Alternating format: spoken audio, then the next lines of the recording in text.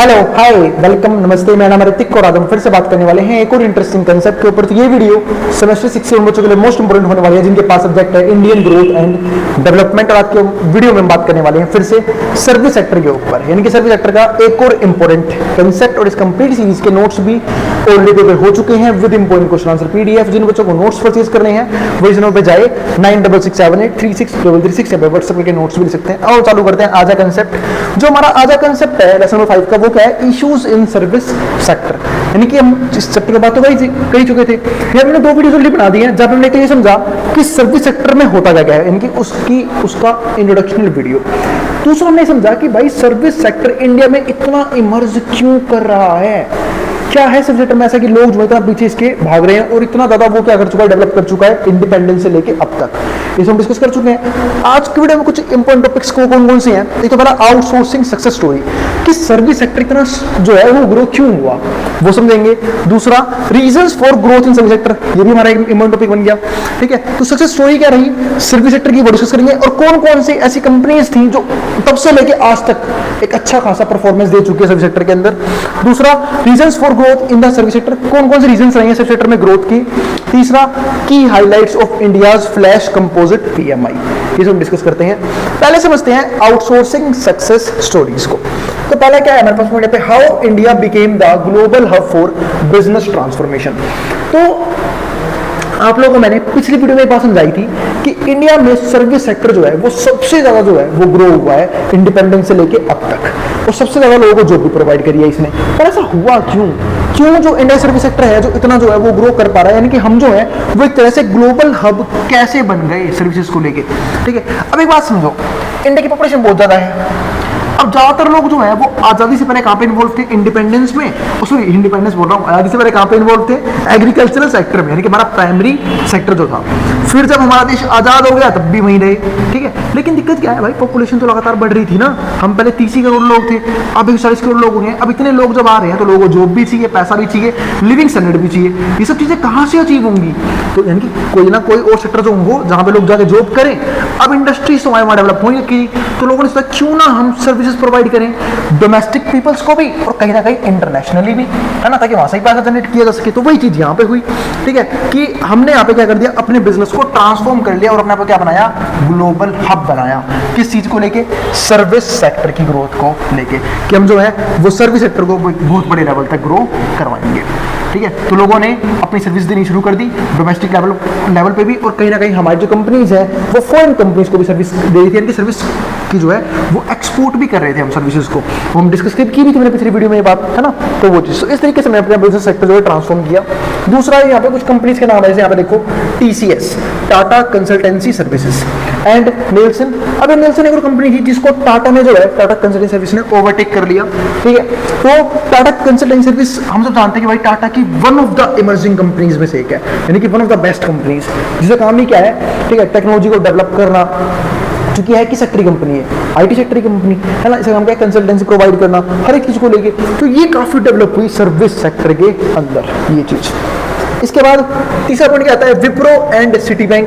अब विप्रो ने जो है ना सिटी बैंक की काफी हेल्प करी डेवलपमेंट में। अब देखो सबको पता होगा विप्रो किसी कंपनी है, आईटी कंपनी है। इसका काम क्या होता है, जैसे कि अब आईटी कंपनी का काम क्या होता है, सिस्टम्स प्रोवाइड करना, सॉफ्टवेयर प्रोवाइड करना, ताकि कोई भी कंपनी जैसे कि रन कर पाए, खासकर डिजिटली। तो वो काम किसने किया, विप्रो ने। ठीक है, क्योंकि विप्रो का आईटी कंपनी थी, उसने सिटी बैंक को चलाने में बहुत ज्यादा क्या किया, सपोर्ट किया। इसके अलावा आईबीएम इंडिया, ठीक है, ये भी कंपनी थी, उसने सपोर्ट किया भारतीय एयरटेल को। भारतीय एयरटेल भाई इसका मतलब बोल ही नहीं सकता, है ना, क्योंकि एक कंपनी आई थी कुछ सालों पहले जिसने लोगों को लगाई फोन चलाने की लत, कि भाई इंस्टा कैसे स्क्रॉल करते हैं, बाकी चीजें कैसे, उसने लगाई 4G की हैबिट लोगों को। ठीक है, इंटरनेट की हैबिट लगाई। उससे पहले लोगों को इंटरनेट का नाम भी पता नहीं था इतना ज्यादा, है ना। और वो कंपनी कौन सी थी, जियो। और वो जियो सिर्फ ऐसी कंपनी नहीं बनी, जियो ने ऑलमोस्ट अपने सारे कॉम्पिटिटर को मार्केट से धूल चटा दी, सबको भगा दिया। लेकिन एक कंपनी रह गई, उसका नाम क्या था, एयरटेल, है ना, जो आज तक चल रही है और चली रही, ऑलमोस्ट बराबरी की टक्कर भी दे रही है। और मैं कई मामलों में ये मानता हूँ कि जियो के कंपैरिजन में एयरटेल के नेटवर्क जो है वो काफी ज्यादा क्या है, बढ़िया है, क्योंकि मैं खुद इसका एक यूजर हूँ, ठीक है, तो मुझे पता है। तो वो चीज यहाँ पे है। तो IBM India and Bharti Airtel, तो आईबीएम इंडिया ने भारती एयरटेल को काफी ज्यादा सपोर्ट किया हर लेवल पे, ताकि ये जो है वो अपने बिजनेस को तरीके से चला सके, आउटसोर्सिंग वगैरह कर सके, कम्युनिकेशन सिस्टम डेवलप कर सके। तो डेवलपमेंट में भारत एयरटेल की काफी ज्यादा हेल्प की इस कंपनी ने, ठीक है। और अगर आगे कंपनी इतना ऊंचा है तो उसका कहीं ना कहीं रोल इस कंपनी का भी रहा है। फिफ्थ पॉइंट क्या आता है, India path to 5 trillion economy, $5 trillion economy by 2025, the role of service sector. तो हम जानते हैं कि इंडिया जो है वो कहीं ना कहीं कोशिश कर रहा है कि अब जो उसकी इकोनॉमी हो कितने की बन जाए, $5 ट्रिलियन की इकोनॉमी बनाना चाहती है इंडिया 2025 तक। And role of the service sector, उसमें सबसे बड़ा रोल किसका होगा, फिर से सर्विस सेक्टर का। क्योंकि देखो हम मानते हैं एग्रीकल्चर वेल डेवलप है, बहुत बढ़िया, लेकिन एग्रीकल्चर सेक्टर जितने लोगों को जॉब दे सकता है, तो फिर जितने लोग उसके प्रोडक्शन में इन्वॉल्व है वो बहुत है इंडिया के अंदर। यानी कि ऑलमोस्ट बहुत से लोग जो हैं वो हम ऑलमोस्ट अराउंड 50% लोग जो हैं वो कहाँ पे इन्वॉल्व है, एग्रीकल्चर सेक्टर की तरफ। लेकिन दिक्कत क्या है कि आउटपुट लेवल फिर भी बढ़ नहीं रहा है, जीडीपी में ग्रोथ लेवल नहीं बढ़ रहा है, तो लोग जो है वो कहीं ना कहीं एग्रीकल्चर को छोड़ के शिफ्ट कर रहे हैं अपने आप को इंडस्ट्रीज की तरफ। लेकिन दिक्कत क्या है, हमारे पास इंडस्ट्रीज है ही नहीं इतनी सारी कि जहाँ पे लोग शिफ्ट कर पाए। तो बच जाता है सिर्फ लास्ट ऑप्शन, वो क्या है, सर्विस सेक्टर के लोग जो है वो सर्विस सेक्टर की तरफ जा रहे हैं, क्योंकि सर्विस सेक्टर हमारा one of the emerging sector है, ठीक है। तो वो चीज, तो यहाँ पर जाके तो इसका रोल जो है अपने आप ही इंपॉर्टेंट बन जाता है हमारी इकोनॉमी को $5 ट्रिलियन तक लेके जाने में। अब आगे समझते हैं reasons of growth in service sector, कैसे कौन कौन से रीजंस रहे जिसकी वजह से हमारा सर्विस सेक्टर इतना ज्यादा फ्लरिश कर रहा है, ग्रो कर रहा है, क्या है, इमर्स करके आया है। तो देखते हैं, पहला स्ट्रक्चरल ट्रांसफॉर्मेशन, जहां पे हम अभी देखो स्ट्रक्चरल ट्रांसफॉर्मेशन काफी बात की थी मैंने इसमें, है ना, आप लोग देखो फर्स्ट चैप्टर में, सेकंड चैप्टर में बात की थी मैंने, और खासकर थर्ड चैप्टर में 1991 की एलपीजी पॉलिसी, जहां पे हमने अपने इकोनॉमी को यहाँ पे ओपन इकोनॉमी कर दिया था कि हम जो है अब इंपोर्ट भी करेंगे, एक्सपोर्ट भी करेंगे, फॉरेन बिजनेस के साथ ट्रेड भी करेंगे। तो उस चीज में काफी ज्यादा हेल्प करी द एलपीजी, यानी कि liberalisation, privatisation and globalisation. Reforms have provided more opportunities for the development of service sector. तो इन चीजों ने जो है कहीं ना कहीं यहाँ पे ज्यादा अपॉर्चुनिटी दी, किस चीज के लिए, development of the service sector. क्योंकि अब तक हम एक्सपोर्ट नहीं करते, लेकिन अब हम एक्सपोर्ट कर रहे थे, तो जब हमारे हमारे देश के लोगों ने जब डोमेस्टिकली कवर कर लिया, यानी कि डोमेस्टिक लोगों के लिए सर्विस बना दी, चाहे वो बैंकिंग की हो, इंश्योरेंस की हो, आईटी की हो, ठीक है, एजुकेशन सिस्टम की हो, जब सर्विस प्रोवाइड हो गई, तब हम लोगों ने कहीं ना कहीं फॉरेन कंट्रीज को भी वो चीजें एक्सपोर्ट करनी शुरू कर दी। तो वही चीज थी, तो वो कब हुई, जब हमारी कंट्री ने ये पॉलिसी अपनाई 91 की एलपीजी पॉलिसी। तो liberalisation, privatisation, globalisation, reforms have provided more opportunities for the development of service sector, particularly in banking, खासकर बैंकिंग सेक्टर की तरफ, इंश्योरेंस की तरफ, ठीक है, फिर टेलीकम्युनिकेशन की तरफ, एविएशन की तरफ, एविएशन को पता होगा ना, एंड ट्रांसपोर्टेशन की तरफ। वैसे तो एविएशन भी क्या है, ट्रांसपोर्टेशन ही है, तो वो चीज। दूसरा पॉइंट क्या हुआ, टेक्नोलॉजिकल एडवांसमेंट। हम सब जानते हैं कि टेक्नोलॉजिकल एडवांसमेंट का कहीं ना कहीं अपने आप में तीनों सेक्टर में इंपॉर्टेंट रोल रहा है, चाहे वो हमारा एग्रीकल्चर हो, इंडस्ट्रीज में तो बहुत ज्यादा है, ठीक है, क्योंकि इंडस्ट्रीज चलती ही टेक्नोलॉजिकल एडवांसमेंट पे है, क्योंकि टेक्नोलॉजिकल एडवांसमेंट की वजह से हम कॉस्ट को मिनिमाइज करते हैं, कॉस्ट को मिनिमाइज करते हैं तो हम प्राइस को मिनिमाइज कर सकते हैं, जिससे कंपटीशन कम होगा और जिससे हमारा प्रॉफिट भी क्या हो सकता है, इंक्रीज हो सकता है। तो वो चीज है यहाँ पे। तो टेक्नोलॉजिकल एडवांसमेंट ने काफी सपोर्ट किया सर्विस सेक्टर को डेवलप करने में। फिर क्या है हमारे पास, फोर्थ, राइजिंग डिमांड। डिमांड लगातार बढ़ रही थी, तो डिमांड का लगातार बढ़ना भी तो एक रीजन था, यानी कि डोमेस्टिक लेवल पे लोग जो हैं वो डिमांड कर रहे थे डिफरेंट सर्विसेज की, जिसकी वजह से कहीं ना कहीं सर्विस सेक्टर और ज्यादा इमर्ज होके आया। क्योंकि तो डिमांड नहीं होगी, लोग सप्लाई नहीं करेंगे। भाई लोग जो है किन सेक्टरों में ज्यादा इन्वॉल्व रहते हैं, जहां जिन सेक्टरों में डिमांड हाई है, चाहे वो बैंकिंग हो, इंश्योरेंस हो, एजुकेशन हो, ठीक है, उन चीजों में, ठीक है। तो राइजिंग डिमांड। इसके अलावा जो फिफ्थ पॉइंट है वो क्या है, अट्रैक्टिव इकोसिस्टम। इकोसिस्टम काफी तगड़ा है हमारे देश का, यानी इकोसिस्टम क्या, कि सर्विस सेक्टर को कहीं ना कहीं हमारी हर एक गवर्नमेंट ने, चाहे वो किसी भी पार्टी की गवर्नमेंट रही हो, पूरा सपोर्ट किया है कि इसे डेवलप हम करेंगे। तो वो चीज है। सिक्स पॉइंट आता है हमारे पास यहाँ पे स्किल्ड वर्कफोर्स। वर्कफोर्स क्या है, काफी ज्यादा स्किल्ड है, ठीक है, क्योंकि इसमें कैसे लोग चाहिए, स्किल्ड वर्कफोर्स चाहिए। ज्यादातर जितनी सर्विसेज हैं सब में किसी ना किसी तरह की स्किल इन्वॉल्व होती है, और खासकर कुछ तो सर्विस सेक्टर जैसे आईटी वगैरह हो गई, जहाँ पे जो है वो हमें हाई लेवल की स्किल्स चाहिए। तो यहाँ पे क्या लिखा है, स्किल्ड वर्कफोर्स है, जिसकी वजह से क्या हो रहा है, सर्विस सेक्टर जो लगातार इमर्ज करके आ रहा है। अगर अनस्किल्ड लोग होते, यानी कि सर्विस सेक्टर में भी अनस्किल्ड लोगों की कोई भी जगह नहीं है। फिर क्या आता है हमारे पास यहाँ पे 7 पॉइंट में इम्प्रूव्ड प्रोडक्टिविटी लगातार बढ़ रही है। अब भाई जब टेक्नोलॉजिकल एडवांसमेंट होगी तो प्रोडक्टिविटी तो बढ़ेगी, प्रोडक्टिविटी ही बढ़ेगी, एफिशिएंसी ही बढ़ेगी, तो दोनों चीज बढ़ेंगी तो सिंपल सी बात है डिमांड तो बढ़ेगी, क्योंकि जब मैं अच्छा प्रोडक्ट कम से कम प्राइस में सेल कर पा रहा हूँ, ठीक है, तो भाई कंज्यूमर तो बढ़ेंगे ही, मेरे प्रॉफिट भी बढ़ेगी, ठीक है, तो वो चीज़ आ गई यहाँ पे। 8th पॉइंट ये आता है ग्लोबल टेक्नोलॉजी, ग्लोबल लेवल पे टेक्नोलॉजी पे राइज कर रही है। ग्लोबल टेक्नोलॉजी हब, यानी कि कहीं ना कहीं क्या बन रहे हैं, टेक्नोलॉजिकल हब बन रहे हैं बाकी कंट्रीज के लिए सर्विस सेक्टर के मामले में। फिर क्या आता है, तो मैं बात कर चुका हूँ LPG liberalisation, privatisation and globalisation reforms, तो तो काफी ज्यादा हेल्प करी, बात कर चुके हैं पहले पॉइंट में। 10th structural changes in agriculture and manufacturing, यही नहीं स्ट्रक्चरल चेंजेस आ रहे हैं एग्रीकल्चर में और मैन्युफैक्चरिंग में, जो कहीं ना कहीं एग्रीकल्चर की प्रोडक्शन बढ़ा रहे हैं और मैन्युफैक्चरिंग की प्रोडक्शन बढ़ा रहे हैं। और जब एग्रीकल्चर की प्रोडक्शन बढ़ रही है, मैन्युफैक्चरिंग की प्रोडक्शन बढ़ रही है, तो कहीं ना कहीं सेक्टर की प्रोडक्शन भी अपना भी क्या होगी, बढ़ेगी। क्योंकि मैं बात कर चुका हूँ तीनों सेक्टर जो है ना वो आपस में एक दूसरे के ऊपर डिपेंडेंट है, कोई भी सेक्टर इंडिविजुअली काम नहीं कर सकता, वो चीज है यहाँ पे। फिर क्या आता है 11 पॉइंट में क्या आया, ट्रेड इंटीग्रेशन।